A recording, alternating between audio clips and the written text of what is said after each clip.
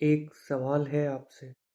अगर आपके जीवन में सब कुछ छिन जाए, घर नहीं, रोटी नहीं, कोई अपना नहीं, और उस वक्त सिर्फ एक चीज बचे, एक उम्मीद, तो आप उस उम्मीद के लिए कहाँ जाएंगे?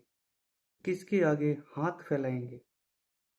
शायद आप वहां भी जाते जहां हर टूटा हुआ इंसान जाता है, उस एक दरवाजे पर जो कभी बंद नहीं होता। लेकिन सोचिए, क्या हो अगर वो दरवाजा आपके लिए खुले ही नहीं? क्या हो अगर आप वहां पहुंचें और कोई आपको वापस धकेल दे? तो उस उम्मीद का क्या होगा? ऐसी ही एक कहानी लिखी है मुंशी प्रेमचंद ने, जिसका नाम है मंदिर। हमारे चैनल इंफॉर्मेशन स्प्रिंकलर को सब्सक्राइब कीजिए। चलिए शुरू करते हैं। यह कहानी है एक छोटे से गांव की, उस दौर की जब गांव में जिंदगी बहुत सादा थी। खेत थे, मिट्टी के घर थे, और थे इंसान।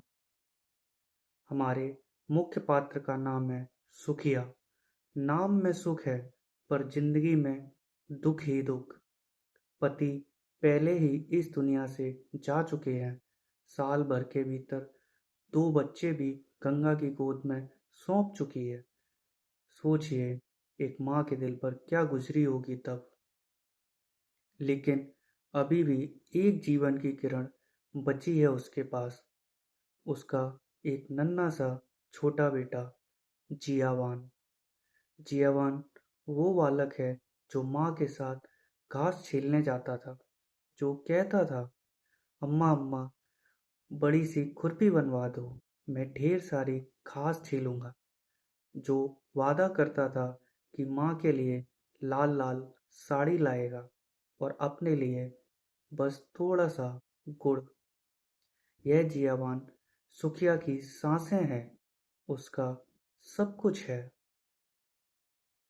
और फिर एक दिन वह हंसता खेलता बालक अचानक बिस्तर पर गिर जाता है। 3 दिन हो गए हैं। 3 दिन से सुखिया के मुंह में ना अन्न का एक दाना गया है, ना पानी की एक बूंद। सामने पुआल पर उसका जियावान पड़ा है और करहा रहा है। 3 दिन से आंखें तक भी नहीं खुली हैं उसकी। सुखिया उसे कभी गोद से उठाती, कभी पुआल पर सुला देती। गांव वाले कहते हैं, किसी की नजर लग गई है। पर किसकी? इस विधवा का भला कोई वैरी क्यों होगा? सुखिया का मन हर देवी देवता के दरवाजे पर दौड़ता है। किसकी मनौती करे, कहाँ जाए, किससे मांगे? रात के 3 पहर बीत चुके हैं। थकी हुई माँ की आंख एक पल के लिए झपकती है, और तभी सपने में उसके पति आते हैं। बालक के सिराने खड़े होकर कहते हैं, रो मत सुखिया, कल ठाकुर जी की पूजा कर दे, वही तेरे सहायक होंगे। सुखिया की आंखें खुलती हैं, और उसी पल जियावान की भी आंखें खुल जाती हैं। वो पानी मांगता है। सुखिया दौड़ती है और पानी जियावान को पिला देती है। उस रात सुखिया का दिल आशा से भर उठता है। पति को आज भी याद है, यह सोचकर उसकी आंखें भर आती हैं। वो आकाश की ओर देखकर कहती है, भगवान, मेरा बालक अच्छा हो जाए तो मैं तुम्हारी पूजा करूंगी। अनाथ विधवा पर दया करो। अगले दिन जियावान की तबीयत कुछ ठीक लगती है।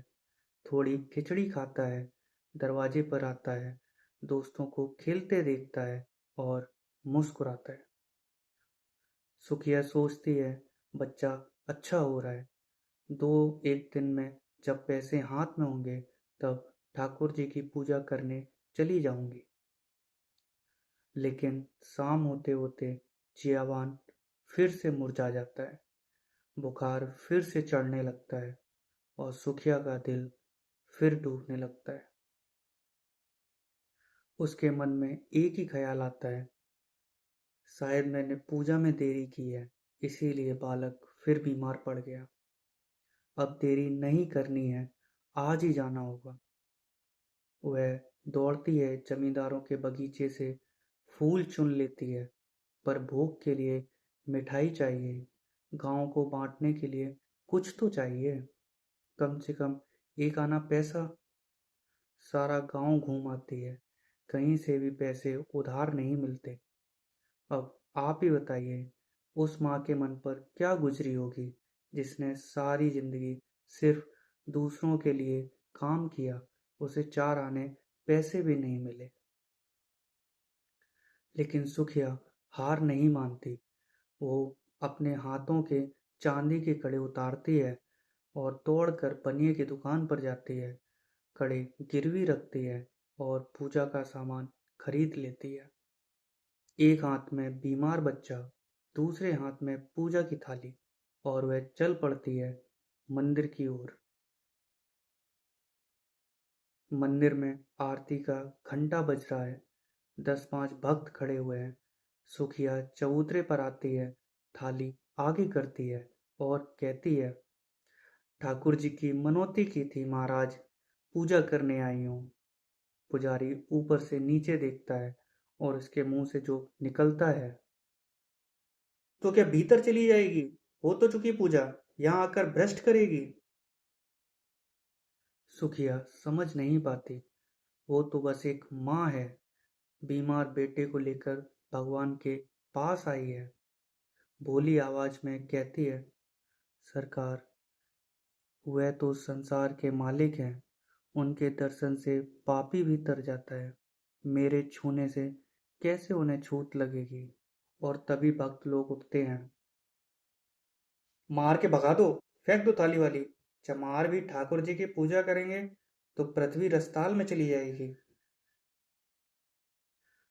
ठंड पड़ रही है, सुखिया कांप रही है, बच्चा उसकी छाती में घुसा जा रहा है, पर वो वहां से हटती नहीं। उसके पांव जमीन में गड़ गए हैं। तब उसे एक उपाय सूझता है। वह कुछ दूर जाकर एक पेड़ के नीचे अंधेरे में छिप जाती है और राह देखती है इन सबके जाने की।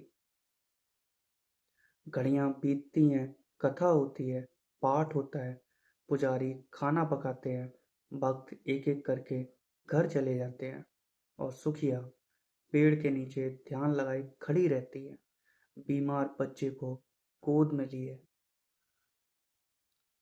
जब सब चले जाते हैं, वह पुजारी के पास जाती है, थाली जमीन पर रख देती है, हाथ फैलाकर विनती करती है, महाराज, मैं अभागिन हूँ, यही बालक मेरे जीवन का आधार है। 3 दिन से इसने सिर नहीं उठाया, मुझ पर दया करो। पुजारी दयालु तो है, पर डरा हुआ भी है। कहता है, घर जाकर भगवान का नाम ले, यह तुलसी दल ले जा, बच्चे को खिला देना। सुखिया फिर से मांगती है, ठाकुर जी के चरणों में गिरने दो महाराज, बस एक पल। 1 रुपया भी भेंट करती है। पुजारी एक पल के लिए हिचकिचाता है, पर फिर संभल जाता है। 1 रुपये से जंतर देता है, कहता है, बच्चे के गले में बांध देना। सुखिया दूसरा कड़ा भी भेंट कर देती है और मन को समझाते हुए घर लौट आती है। जंतर बांधती है, राह देखती है, पर रात जैसे जैसे गहरी होती है, जियावान का बुखार और बढ़ता जाता है। रात के 3 बज जाते हैं। जियावान के हाथ पांव ठंडे पड़ने लगते हैं। सुखिया का कलेजा कांप उठता है। वह सोचती है, हाय, मैं व्यर्थ संकोच में पड़ी रही। अगर उस वक्त चरणों पर गिर पड़ती तो क्या कर लेता कोई, धक्के देते, शायद मारते भी, पर मेरा मनोरथ तो पूरा हो जाता। नहीं, अब और देर नहीं होगी। वह अवश्य जाएगी, अभी जाएगी। सुखिया बालक को कंबल में लपेटती है, थाली उठाती है और रात के अंधेरे में मंदिर की ओर चल पड़ती है। रात में घना अंधेरा है, ठंडी हवा के झोंके हैं। दाहिनी ओर एक पोखरा है जहाँ एक धोबी मर गया था। बाईं ओर बांस की कोठियां हैं, जहाँ चुड़ैलों का अड्डा बताया जाता था। चारों ओर सन्न सन्न अंधेरा और तभी गीदड़ों की कर्कश आवाज। कोई 1 लाख रुपए भी देता तब भी वो यहाँ इतनी रात को नहीं आती, पर बालक की ममता के लिए सारी शंकाओं को दबाए हुए वो आगे बढ़ रही थी। हे भगवान, अब तुम्हारा ही आसरा है। यह जपती हुई वह मंदिर की ओर बढ़ती जा रही थी। मंदिर के दरवाजे पर ताला पड़ा था, पर सुखिया रुकती नहीं। चबूतरे के नीचे से एक ईंट उठाती है और जोर से ताले पर पटकने लगती है। उसके हाथों में न जाने इतनी शक्ति कहाँ से आ गई थी। 2-3 चोट में ताला टूट जाता है। पुजारी हड़बड़ाकर बाहर निकलता है। चोर चोर चिल्लाते हुए गांव की ओर दौड़ता है। लालटेनें आती हैं, लोग दौड़ते हैं, शोर मचाते हैं। सुखिया बरामदे से निकलकर सामने आ जाती है और कहती है, मैं चोर नहीं हूँ, ठाकुर जी की पूजा करने आई हूँ, अभी अंदर गई भी नहीं हूँ।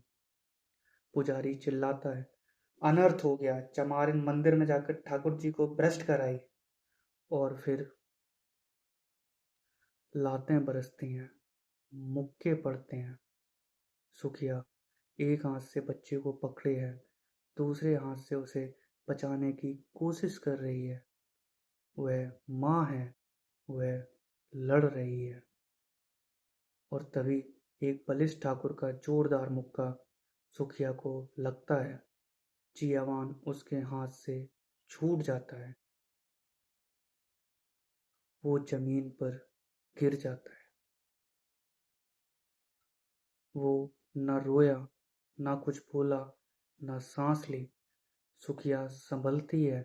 बेटे के मुंह पर उसकी नजर पड़ती है। जैसे पानी में परछाई पड़ती है, वैसा जियावान का चेहरा हो गया था। वो माथा छूती है। उसकी सारी देह ठंडी थी। एक लंबी सांस खींचकर सुखिया उठ खड़ी होती है। आंखों में अंगारे, दोनों मुट्ठियां बंद, दांत पीस कर कहती है, पापियों, मेरे बच्चे के प्राण लेकर दूर क्यों खड़े हो? पारस को छूकर लोहा सोना हो जाता है, पारस लोहा नहीं हो सकता। मुझे बनाया तो छूत नहीं लगी, और मेरे छूने से ठाकुर जी अपवित्र हो जाएंगे। बाल बच्चे वाले होकर भी तुम्हें एक अभागिन माता पर दया नहीं आई। तुम सब हत्यारे हो, निपट हत्यारे। डरो मत, मैं थाना पुलिस नहीं जाऊंगी। मेरा न्याय भगवान करेंगे। अब उन्हीं के दरबार में फरियाद करूंगी। किसी ने चू तक न किया। सारा गांव सिर झुकाए खड़ा था, पत्थर की मूर्तियों की तरह। सुखिया ने एक बार फिर बेटे के मुंह की ओर देखा। बस एक शब्द निकला, हाय मेरा लाल। और वह मूर्छित होकर गिर पड़ी। प्राण निकल गए। बेटे के लिए प्राण दे दिए उसने। मुंशी प्रेमचंद ने यह कहानी उस समय लिखी जब भारत में छुआछूत की जड़ें बहुत गहरी थी। दलित जातियों को मंदिर में प्रवेश नहीं था, कुएं पर जाने का अधिकार भी नहीं था। इंसान होने के बावजूद उन्हें इंसान नहीं माना जाता था। प्रेमचंद उस धर्म पर सवाल उठा रहे थे जो भगवान को करीबी से दूर करे। यह दिखाना चाहते थे कि जो व्यवस्था धर्म के नाम पर बनाई गई वह असल में धर्म नहीं बल्कि सत्ता का हथियार थी। और इस हथियार की सबसे बड़ी मार हमेशा सबसे कमजोर पर पड़ती है। इस कहानी का असली संदेश है, ईश्वर का प्रेम किसी जाति का मोहताज नहीं है। सुखिया का संघर्ष सिर्फ एक माँ का संघर्ष नहीं है, यह उन करोड़ों लोगों की आवाज है जिन्हें सदियों से धर्म के दरवाजे के बाहर खड़ा रखा गया है। कहानी में सबसे बड़ा प्रतीक है वह टूटा हुआ ताला, जो ताला इंसानों ने भगवान के दरवाजे पर लगाया था। एक कमजोर नियति माँ ने उसे तोड़ दिया। यह सिर्फ लोहे का ताला नहीं था, यह उस पूरी सोच का ताला था जो कहती थी तुम भगवान के लायक नहीं हो। और आप सोच रहे होंगे यह तो पुराने जमाने की बात है, लेकिन क्या सच में आज भी कई जगह दलितों को मंदिर में घुसने से रोका जाता है? आज भी इंसान को उसकी जाति से तौला जाता है, उसके साथ बैठने से इनकार किया जाता है, और जो यह करते हैं वो खुद को धर्म का रखवाला कहते हैं। प्रेमचंद ने यह कहानी 100 साल पहले लिखी थी, पर आज भी यह उतनी ही जरूरी है। एक सवाल आपसे, क्या वह ईश्वर सच में ईश्वर है जिसके दरवाजे पर एक माँ की पुकार ना पहुंचे? इसका जवाब आप खुद ढूंढिए। इस कहानी की शुरुआत में मैंने पूछा था, अगर सब कुछ छिन जाए, सिर्फ एक उम्मीद बचे, तो आप कहाँ जाएंगे? सुखिया ने अपना जवाब दे दिया। वह उस दरवाजे तक गई, ताला तोड़ कर भी गई, और अपनी आखिर में जान दे कर भी गई। मुंशी प्रेमचंद ने अंत में लिखा था, माता तू धन्य है, तुझ जैसी निष्ठा, तुझ जैसी श्रद्धा, तुझ जैसा विश्वास देवताओं को भी दुर्लभ है। क्या आपने कभी किसी सुखिया को देखा है, कोई जो सही था पर दुनिया ने उसे बाहर रखा? सोचिएगा जरूर। अगर यह कहानी आपके दिल को छू गई हो तो एक लाइक जरूर करें। हमारे चैनल इन्फॉर्मेशन स्प्रिंकलर को सब्सक्राइब करें ताकि ऐसी ही गहरी कहानियाँ हम आप तक पहुँचाते रहें। मिलते हैं अगली कहानी में, तब तक अपना ख्याल रखें। जय हिंद।